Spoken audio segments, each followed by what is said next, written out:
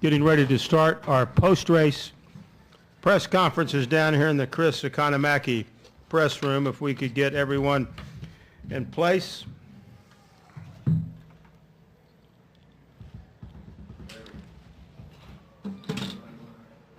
Okay.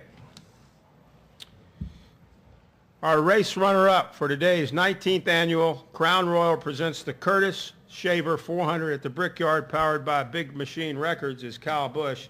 He turns in a career best finish here at the Brickyard of second place, besting his previous career best finish of fourth. He drove the number 18 M&M's Toyota for Joe Gibbs Racing. Kyle, you had a strong car throughout the day. The 48 certainly was very, very tough to beat today, but you tracked him, I guess, best you could.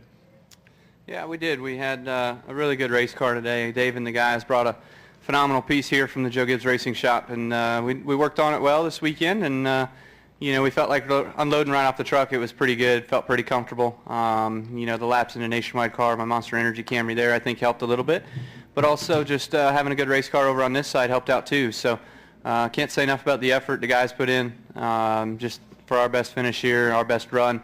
If it wasn't for the 48, we were probably in our own zip code on the rest of the field, but Jimmy Johnson was in his own country today, so we couldn't keep up with him. That was the best we had, and it seemed like that was the best anybody had. So good effort by the whole M&M's team. Proud of them, and for the last 8 weeks that we've had, we've run well. We just have not been able to close out the deal and finish where we've been running. So this was a good day to be able to do that. Thank you, Kyle. We'll take questions now for Kyle Busch. If you have one, raise your hand. We've got one here on the front row, please.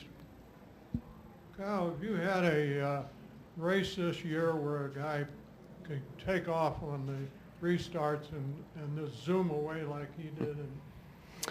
I think I did some of that yesterday. I was hoping that I could do the same today, but it seemed like there was another guy that did it instead of me. So, it was certainly he was really, really fast, and you could see it too on the restarts when he would make it through the corners, and he'd just put his car anywhere he wanted and just slam on a gas pedal and take off from you. So his car was down and digging. It was definitely had a lot of grip and definitely was really fast. Go ahead, sir. Kyle, talk for a moment about what the pit strategies were and fuel saving and that sort of thing as you were trying to chase Jimmy. How did all that play into the final? Well, when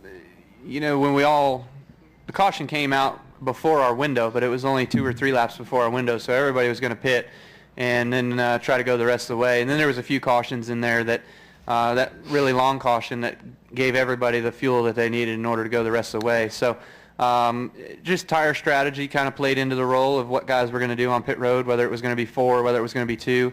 It seemed like any time we'd get too many laps on our tires, then we'd put rights on. It just wouldn't be as fast as if you just put 4 on. But you got to play the track position game too. It takes a lot of car to pass people here, and sometimes you're not able to do that. You just got to be able to get up there, get up in front of them.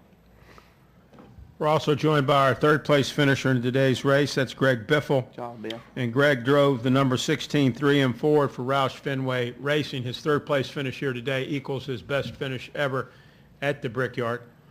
Greg, talk about your performance out there this afternoon. Well, it was a pretty good day for us. We were just super loose all day long, and pretty short practice session for us.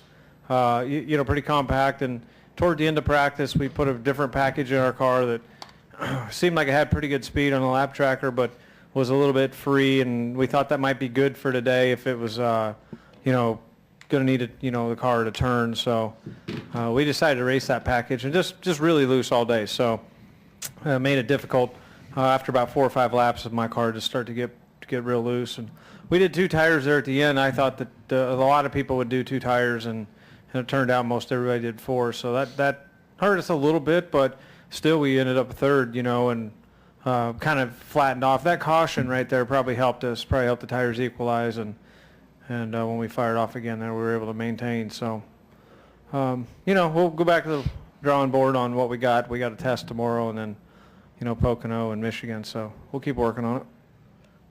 Questions now for both Greg or Kyle. If you have one, raise your hand. Questions? Anyone? Right here, front row again. You know, when you're going around on the last long yellow, do you sit in there and plot in your mind, how can we get around this guy that's leading and then he takes off? How does it bother you or what?